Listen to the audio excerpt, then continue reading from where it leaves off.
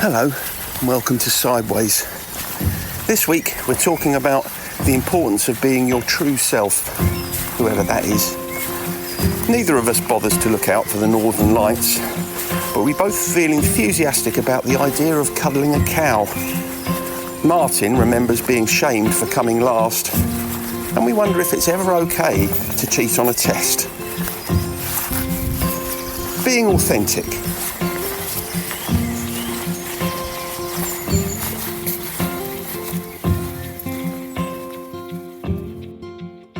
Good morning to you. Good morning to you. Lovely sunny day. Start with the weather. As we always do. Yeah, you all right? Yeah, I feel a bit tired, actually. Do you? Late night? No, well, no. I mean, obviously not, because I never have late nights, but maybe I didn't sleep well. I don't know. But I feel a little bit jaded. A little bit jaded. You didn't start then to watch the Northern Lights over the last couple of nights? Nah. Did you? No. Oh. No. Would you have seen them from your house, do you think? I don't know. It's supposed to be all over. There's a lot of photographs on social media Well, around the Maidstone area, weren't there? I don't know. I saw a few people saying this. I don't know. Maybe I'm just being curmudgeonly here, but I saw a few people saying stuff. Essentially, their subtext was, I couldn't actually see them, but when I took a photo of them, I could see them. Yeah. I thought, well, I might as well go to bed and just look at them on social media then, mightn't I? Because it's no different. I did think about watching them last night because it's supposed to be over 2 nights, but it clashed with Match of the Day, so I thought, no, I'll watch the football instead. Yeah, quite right. I mean, I have been watching Blue Lights on BBC, if that's any good. I know that's not the Northern Lights, but... It's not the Northern Lights, but it's a cracking series, I agree. Yeah. It's gritty drama, isn't it? It is. I like I'll tell you what we're going to do. Drama. Sorry? I like a gritty drama. Who doesn't, mate? Who doesn't? Yeah, it's the bedrock of viewing, isn't it, really? But I'll tell you what I'm going to do. I'm going to give us a quick introduction of what we're going to talk about. Otherwise, we'll drift on aimlessly, won't we? Go on, then. Well, I wanted to talk about authenticity. Oh. Okay. I didn't get this from... Actually, I've just added it onto the list so I could tick it off. But I do that with my lists all the time. Yeah, it's quite a nice feeling, isn't it? But it came up in conversation recently, and I thought we haven't really explored this one. And we touched on it when we was looking at identity, but this is a different issue. Right. But before we start, yeah. Do you remember last week we talked about Wally, the emotional support alligator? Yeah, has he been found? No, there's no update on it. I did try and find an update, but there seems to be no news. Okay, yeah, I do remember. But whilst I was searching for exactly that, for an update, I stumbled across an advert for a sanctuary in Wales that offers cow cuddling. Okay, wow. So it's as for emotional support, similar to Wally, the emotional alligator. Yeah. But you can, and they're cropping up all over the UK. I hadn't come across it before. Have you heard of that? What, cow cuddling or just a general animal cuddling? No, cow cuddling. Yeah, I mean, I've not, but I'd be bang up for a bit of that. Yeah, I mean, apparently it's been. It started off in Holland, and the USA have done it for a long time. But due to their size and their warm body temperature and slower heartbeat, the experience of hugging a cow is a very relaxing and calming experience. So I thought it was rather nice. I wouldn't mind having a go at that. I wouldn't mind having a go at that, but the thought that I can't shake from my head is, I wonder what the cow feels about it. Well, apparently it's a sort of a pretty much a two-way thing. Is it? So the cows enjoy it as well? They do. They don't encourage you going to just running across a farmer's field and start cuddling a cow because they can become a little bit excited at that point. You might get trampled because cows do cause quite a lot of deaths each year, don't they? In the UK? They do, yeah.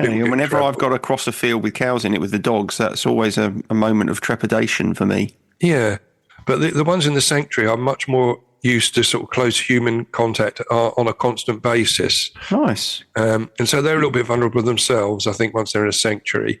So if you get the opportunity then to bond with a certain cow, you can try several, but you'll bond with one, and then you sit down and you can have a couple of hours just cuddling in with a cow and having a chat. Yeah, you can chewing the cud. You might say literally chew the cud. Yeah. You'd never thought you could be able to use that phrase in such good context. No, that sounds like an excellent idea. I definitely go. I'm going to have a look. I'm going to Google that after we finish. See where my nearest cow cuddling. Yeah, there are some in Kent. Apparently, this one I was looking at was just called cowcompanions.co.uk. Right. They're not sponsoring us, but I thought I'd just throw that in as a free advert for them. But yeah, if you Google cow cuddling in Kent, it'll come up with Excellent. That's what I'll be doing this afternoon. a set of prices for you. I think the one in Wales, I think for each person, it was about £25 for a couple of hours. Oh, that's all right. Well, you'd need a cuddle after forking out 25 for a couple of hours, wouldn't you? Yeah, you would. You'd need some emotional support for your wallet, wouldn't you? Well, that's quite good, really. When you think about it, it's quite good value because if you spend £25 on cuddling a cow for a couple of hours, if you went to a Premiership football game these days, it's probably going to cost you 3 times that, and you just come home miserable and aggravated, wouldn't you? Yeah, well, exactly. You would, especially if sometimes the team you're following looks like they've got a lot of cows out there flying about. So yeah, it's a similar experience for much less pain and agony. Very good. Yeah, excellent. Although it wouldn't work quite so well with this cow cuddling if you had a fear of. Do you know what a fear of cows is called? No, I don't. It's quite straightforward, really. It's bovinophobia. Oh, well, that makes sense. I've never worked with anyone who's got a fear of cows. Have you not? No. No. I've done, obviously, spiders. Yeah. Snakes. Number one. Snakes, yeah. But I suppose the most, not unusual, but the one that would perhaps be most surprising would be a fear of pigeons. I've worked with that. Have you? Mm-hmm.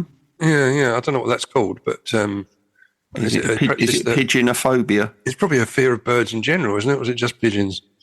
Yeah, I think it probably. I don't suppose they would subcategorize a fear of pigeons, would they? Otherwise, No. I mean, can you imagine how many categories there'd be? You've got to do every bird. Yeah, loads of them, wouldn't there? Yeah. Fear of sparrows. Well, even within the pigeon community, there's lots of different types of pigeons. So. Yeah, that's true. Yeah. Anyway, we digress. Yeah. Looking at authenticity, just a little, just to define it really, because there's certain areas that you need to be sort of strong in. But I'll just read this back out. Individuals considered authentic are those who strive to align their actions with their core values, but I've put with their cray values. I mean, you don't want to align your actions with the Cray twins, do you? Really? I was thinking of Robert Cray, the blues guitarist. Oh well, I suppose you could align your actions with him. He'd be all right, wouldn't he? I would have thought so. I've got a feeling he's blind. Oh, is he? Is he? So I don't really know who he is. I know the Cray twins are, but yeah.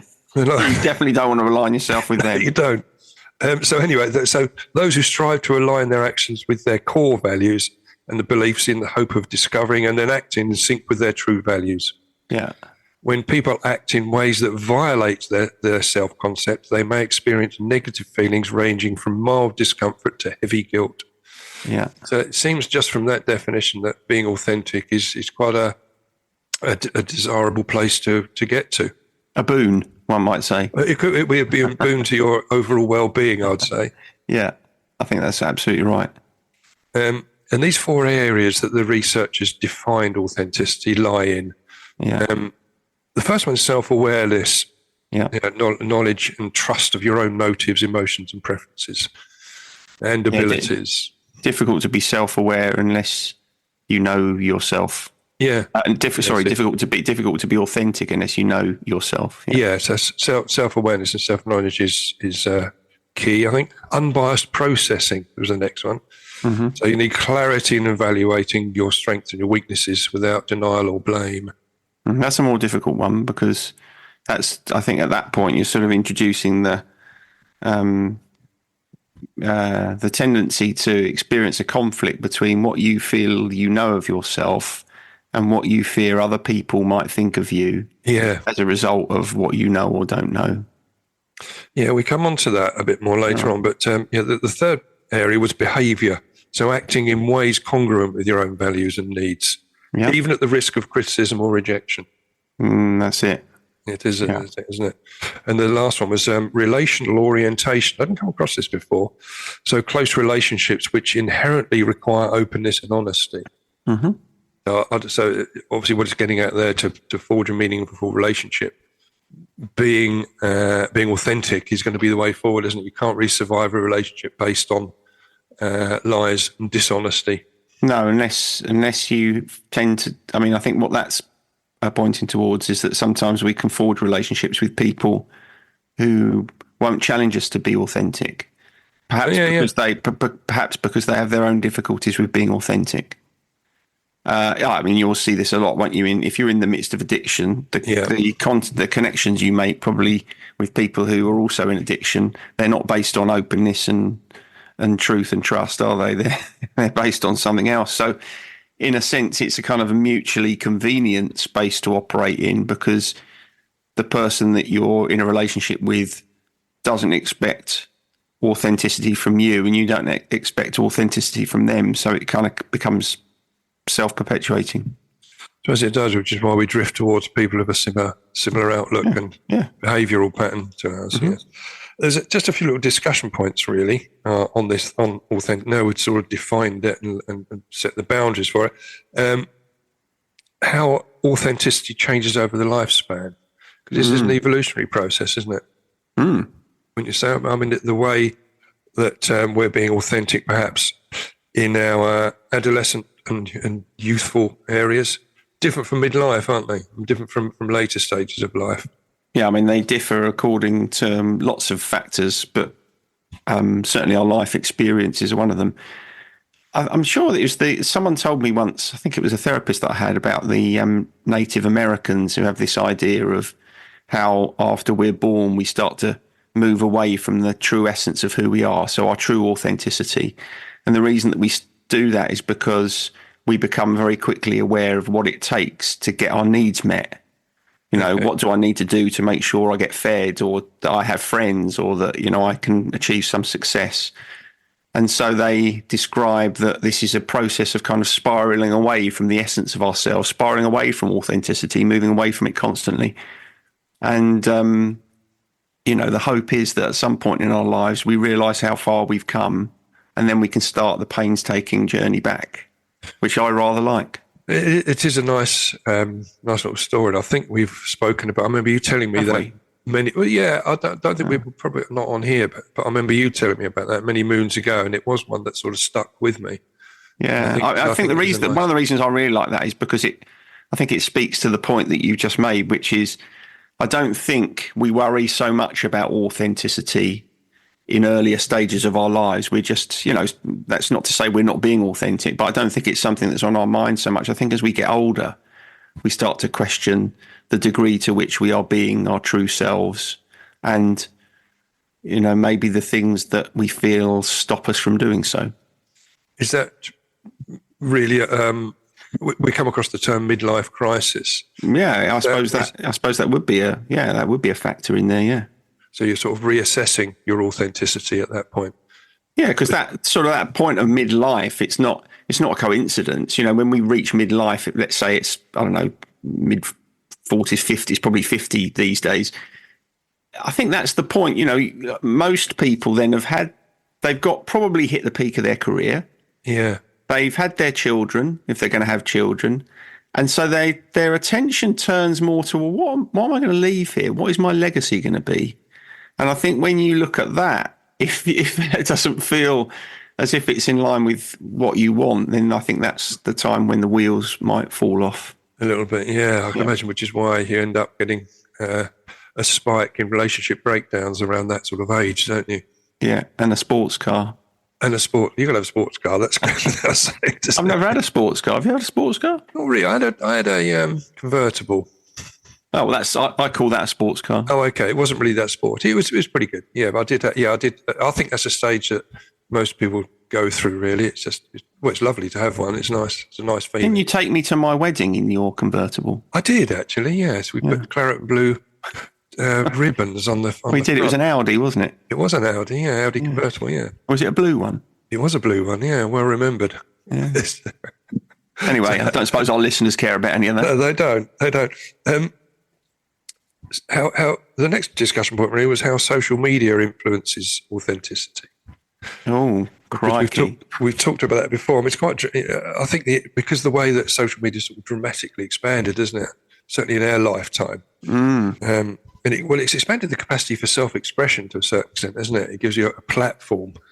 And I think we've talked about this before, where a lot of people, it's a sanitized version, a sanitized view of their life, and it really isn't an authentic look. It is really a snapshot, isn't it? Now you're curating the highlights, aren't you, on social media? You are really. I mean, it is a highlights reel. Yeah. Yeah. I mean, I wonder if anybody, I suppose people do, but I suppose in itself it becomes something of a parody then. I wonder how many people actually use social media to post the truth of their everyday lives, because if they did, I'm not sure people would be quite so interested, would they? No, they wouldn't. Although regular YouTube bloggers or vloggers, they can put some quite mundane stuff on there, and which ends up being quite interesting, I think, to some people. Not to me. I wouldn't go through that, but generally, it is a sanitized view, isn't it? Yeah, I suppose the point you're making though is that social media, in a way, really encourages us not to be authentic. Yeah. You know, the temptation, the lure is away from authenticity to something that appears as if it is an amplified version of the best of us. It is, and that can then circle back into your own belief system. You believe you are that, which is problematic, isn't it? So that's that circular move away from authenticity. And we talked about with the Native Americans is, I think, it's accelerated. Yeah, and it's a longer way back then. Yeah. Authenticity and mental health. The concept of authenticity being the bedrock of well-being. Yeah. Because the trait is I think it's sort of correlated quite heavily, isn't it, with self-esteem and purpose. Yeah, because regardless of what the particular problem you have with authenticity is, so whether you struggle to be authentic because you're not sure who you are, which might sound ridiculous, but a lot of people in therapy don't really know who they are. No, right. Or whether it's that you do know who you are, but you feel you can't be that person for whatever reason, because of judgment or because of shame or whatever else, or guilt, then I think those are the two big kind of scenarios that would find people in therapy. I don't know who I am, or I know who I am, but I'm not allowed to be them. Yeah, the point that just sprung to mind is it linked to sort of coping skills as well? You know, and if you're not being authentic, that's going to derail your coping mechanisms. Well, yeah, I mean that's the irony of it, really, because I think people avoid being authentic as a coping mechanism. Yeah. You know, if I'm not authentic, if I'm authentic, people will abandon me, for example. So if I'm inauthentic, people will stick around me.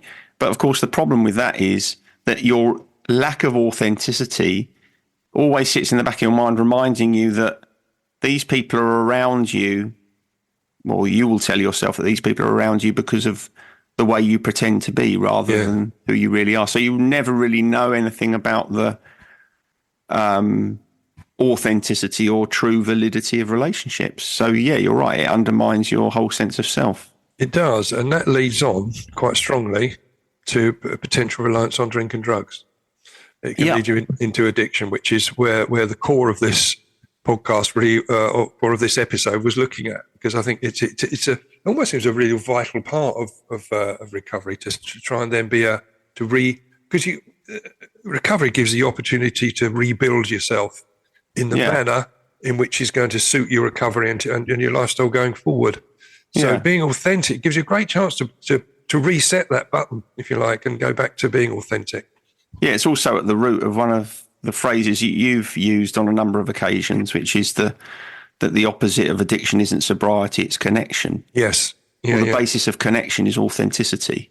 Yeah. You can't properly connect with people without vulnerability, and vulnerability is authenticity, because if we're able to put aside our fears or our worries of judgment or whatever else it might, or embarrassment or whatever it is, you're making yourself vulnerable and you're being true to yourself. And that's the only way in which we can really be seen by other people. So, yeah, in addiction, you're covering up yourself, aren't you? You are. Yeah. You're hiding yourself as far as you possibly can. Yeah. You're putting a big barrier up between where you are and your authentic self. Yeah. So you become impossible to see, don't you? I mean, you might be literally impossible to see, like you were, but even if someone can actually physically be with you, you're still invisible. Yeah. Because of the drink. Yeah, you are absolutely right. And if you are searching for your authentic self, do you think it's a bit of a double-edged sword if you find out truths about yourself that are perhaps not very palatable? Yeah, I mean, that's part of the human condition, isn't it? You know, that's none of us are wholly good or bad. You know, we are a blend of we're a blend of the two, and part of self-acceptance is being able to feel grateful and pleased about the parts of you that you are proud of, that you like, and accept the parts of you that you don't. Yeah. I mean, I know I've said this lots of times, you know, that I've often had this conversation with people who've got addiction problems about, you know, you have to embrace the addict part of you. And quite often they say, well, I can't because I bloody hate them. Yeah. But actually, you can't be whole, can you, without that? Because it is a true part of you. You know, the things that you've done, the behaviours, the way you feel about things, they're all true. They are you. And in order to be authentic, you have to be whole. And in order to be whole, you have to accept all the parts of you. I agree. And if you are going to advocate that authenticity or the grasping of it, I mean, it's there's an old saying that it's better to be accurate than to be biased. And I think that fits in quite well there, doesn't it? You know, that will, your core values, core truths, it's better to embrace those than the ones that you're making up, the ones that you're hiding behind. Yeah. You know, and you don't have to be perfect because, again, that's part of authenticity. You know, it's that the sort of the compulsion, the temptation to either amplify something about yourself or dial it down, again, is everybody feels like that, don't they? There are certain aspects of ourselves that we want to promote and certain that we want to keep kind of on the quiet. So on the back burner, yeah. Exactly. So I think that's just natural. It's about trying to be, I suppose, as close to the authentic you as you possibly can. Yeah. While still respecting your fellow humans. Well, yeah, the fellow humans is an interesting one. I think because I think that if you're being authentic, sometimes you are going to be at odds with some people, aren't you? There's no doubt about that with your peers. And I think that if you are being authentic, you're not always looking for approval from others either, aren't you? If you're going to stick to your core values, it is potentially ruffle a few feathers at people that don't agree with you. Rather than you trying to people please, which is a big issue in addiction. Yeah. So you obviously don't want to people please because that is terribly inauthentic, because what you're doing then is you're just telling people things because you think that's what they want to hear. But I think it's also worth being mindful of the risk of going too far the other way. Don't forget, you know, none of us live in a vacuum. So, you know, one could argue, well, authenticity means that you can say whatever you like, whatever you feel to anybody. Right, yeah. Well, that's not very helpful either. No. Yeah, it might be your authentic thoughts, but authenticity doesn't mean an absence of filter and an absence of boundaries. It means being your true self within the context of the society in which you live and, you know, being congruent with the rules of that society. I think that's what healthy authenticity looks like. Yeah, no, that's right. And it leads on nicely, really, to the next point, because I was looking at what the characteristics of authentic and the characteristics of inauthentic people are, just so we could sort of have a bit of a discussion about that. And apparently, genuine people, that they share a few key traits. And one is they tend to take time to develop an opinion, and they respond to internal expectations rather than external ones. They aren't threatened by failure and can admit their faults, which I thought was interesting. And they are often less judgmental of others and have strong self-esteem. So there's a lot going on there, isn't there, as the traits of an authentic person. Yeah, that's true. That first one, just read me that first one again, because I had a thought Yeah, about that. taking time to develop an opinion. Oh, yeah, yeah.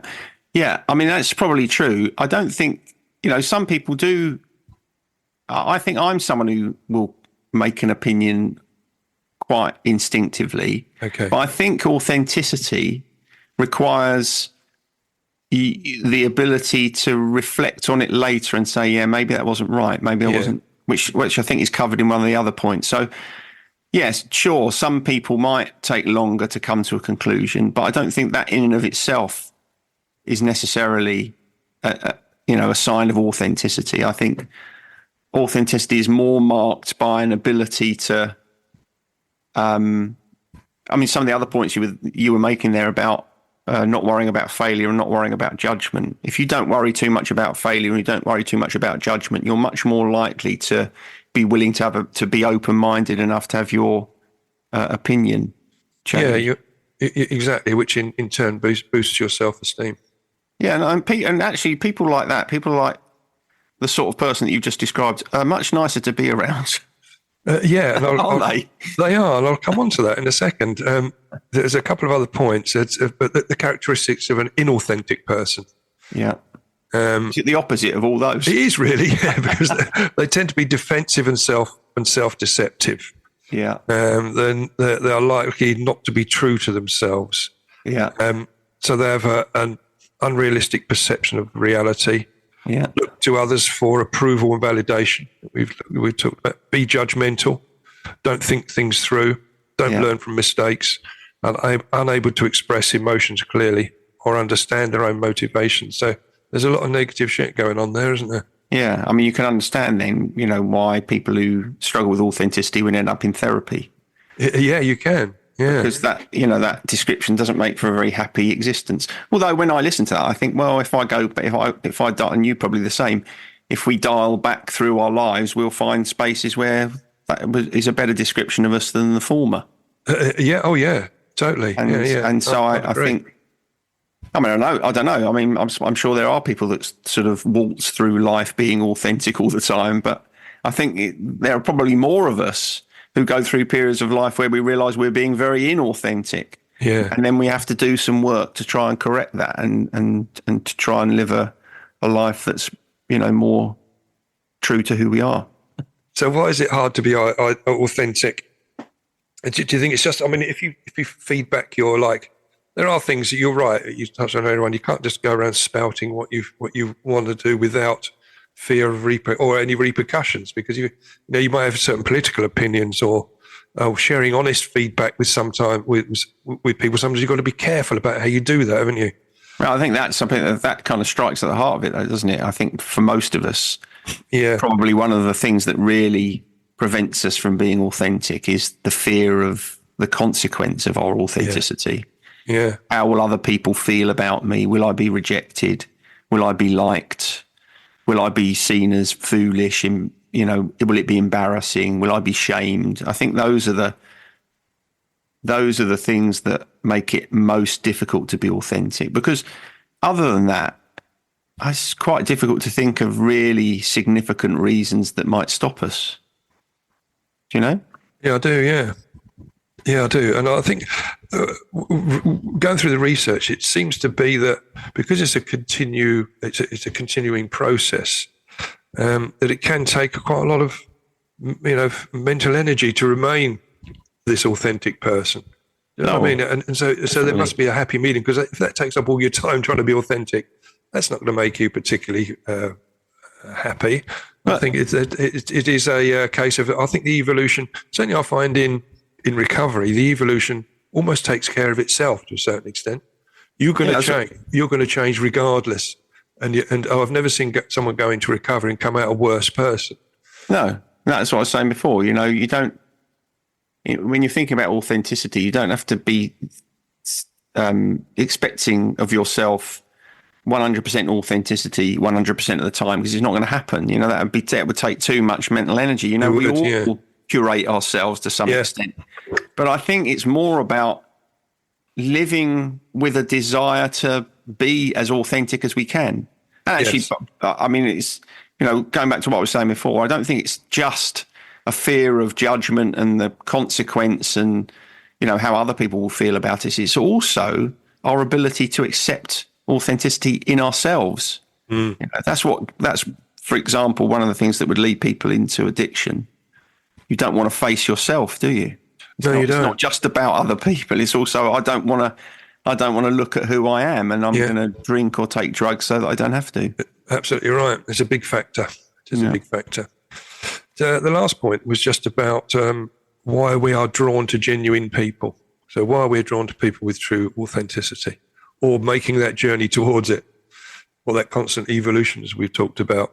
And the research shows that that we are drawn to genuine people rather than people who simply agree with whatever we say or do, because those people are true to themselves and are also likely to be truthful and honest with us. That's a two-way thing on that. So if you see that in someone else, if you ask for their opinion, you'd like to think they're going to be truthful. Yeah, I mean, those people who are authentic are more likely to have a positive influence on our lives in a number of different ways. One, they're good mentors, people who are authentic. Yeah.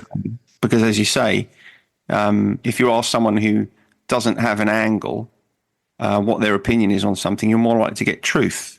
And we've talked about this before, we all need a true friend, don't we? We all need someone who'll tell us the truth and we ask them. Yeah. And I think the other thing is the point that we made a few minutes ago, which is it's nicer to be around people who are comfortable with themselves. Yeah, yeah. And it kind of, you hope that it rubs off on you. If someone feels comfortable in their own skin, that just creates a much more comfortable and relaxed atmosphere. It does. And the last point on the traits of authenticity, or why we're drawn to those people with those traits, is because they're associated with of having confidence and strength and individuality and emotional resilience.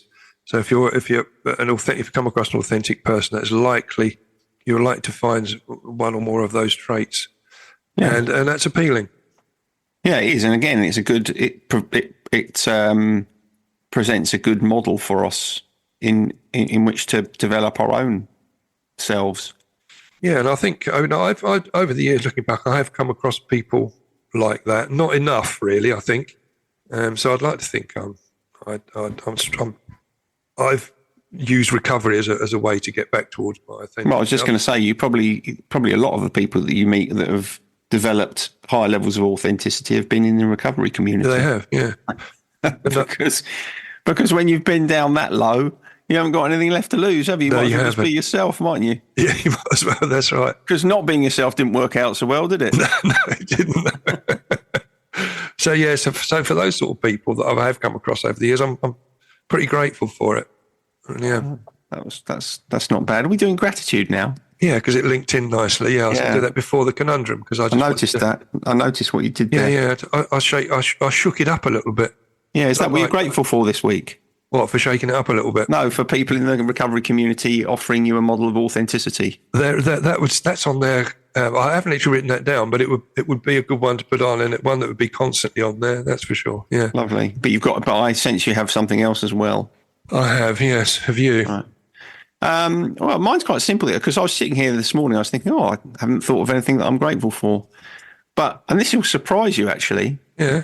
I've been really enjoying the nice warm weather in the past couple of days because I've been out in the garden getting my seeds sown again after the snails and slugs ate every single crop that I'd planted before. I went out one morning, everything was gone, completely scorched earth.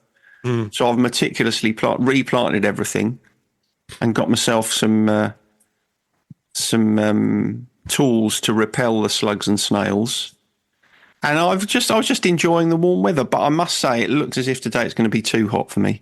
24 is ridiculous. Nobody needs that sort of heat, do they? It's ridiculous. It's going to be quite warm. But yes, I'd selfish. 24 degree. That's what it is. The weather's been its authentic self, though. You can't argue with it. Yeah, that's true. Actually, yeah, I shouldn't complain. So yeah, I've actually I've relaxed myself into the weather the past couple of days, which is unusual for me. It is unusual for you because I know that I think perhaps that's just because it's been so shit for so long. There's quite a nice relief. Yeah, it certainly is nice not to have muddy dog paws everywhere. Yeah. I could have been grateful for that, I suppose. You could have been, yeah. Yeah, but I'm not. You're not. Well, you are. That's an ongoing one, isn't it? Yeah, that's right. Yeah, it's a sub gratitude. It is. It's a vein that runs through every part of your body. That element of gratitude. Yeah.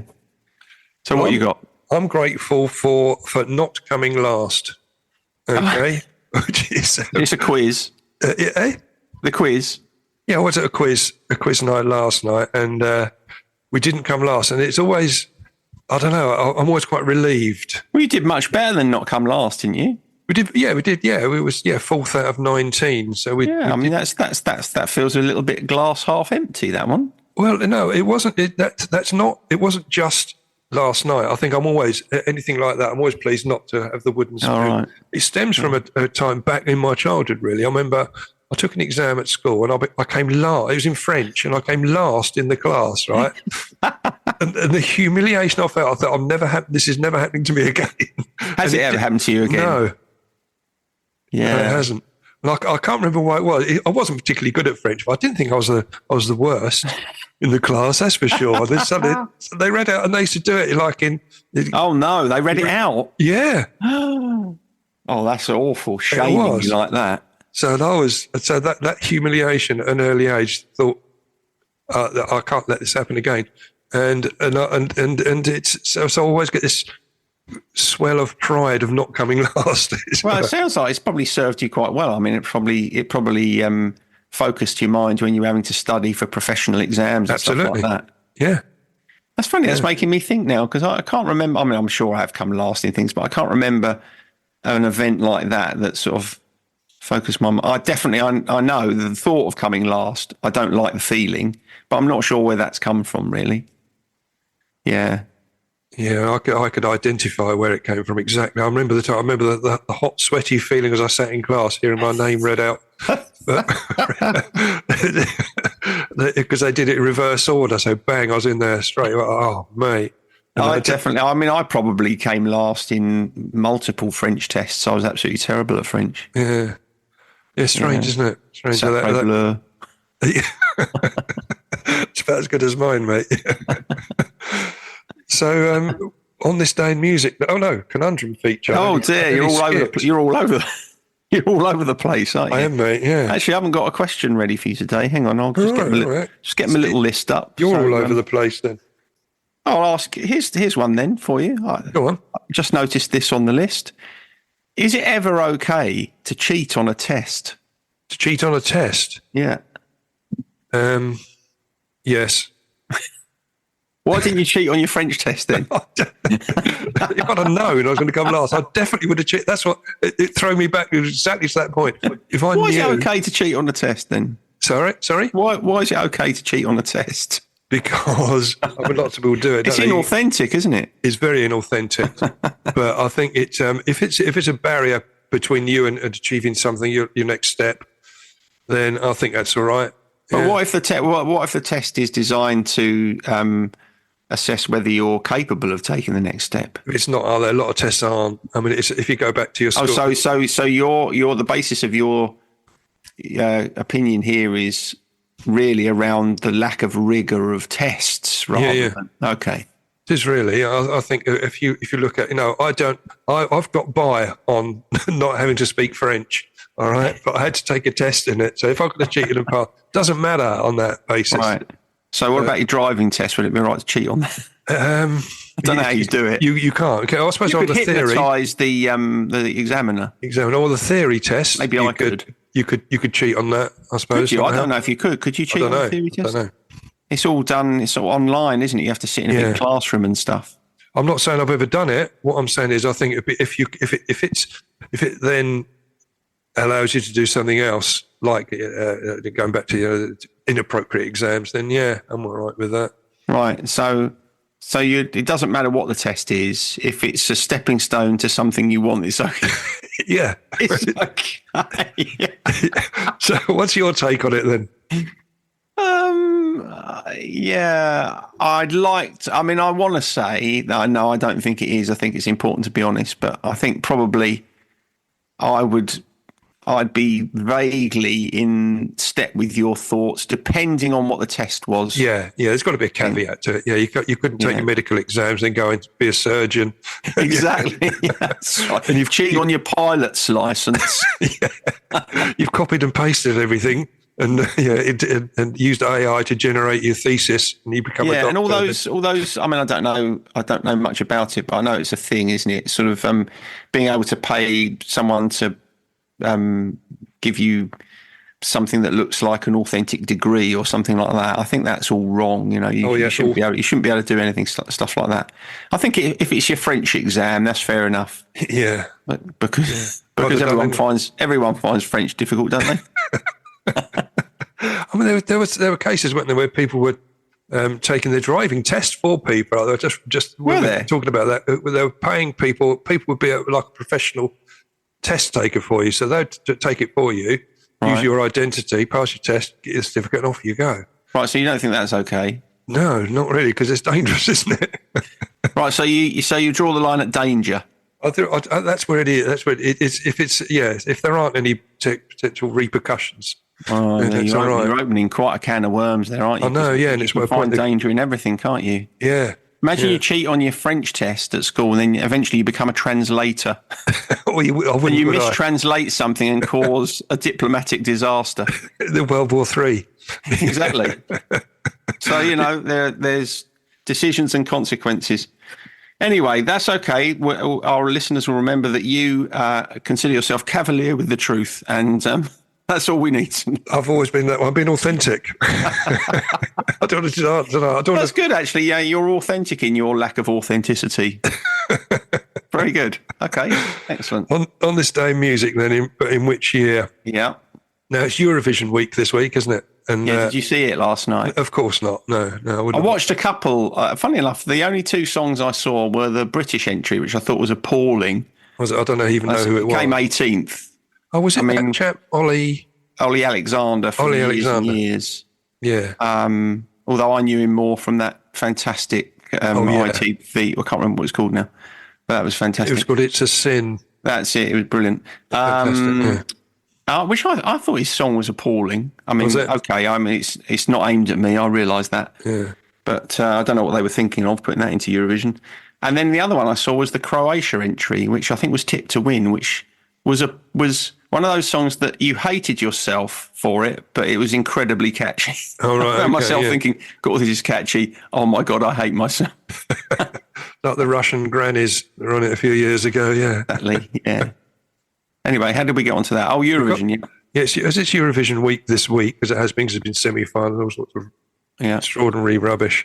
Do you know which year What's Another Year by Johnny Logan was released? I can't really remember the tune. That's really, really difficult. Oh, is it? I think so. The tune. I can't really. It's no, I mean it's really difficult to know what year that was. I mean, usually when you ask me about these questions, I think I'm confident of the decade, but I'm not even confident of the decade here. Okay. I'm thinking early 80s. I'm going to go 81. You got a point. It's 1980, so if that wasn't bad ever. That is.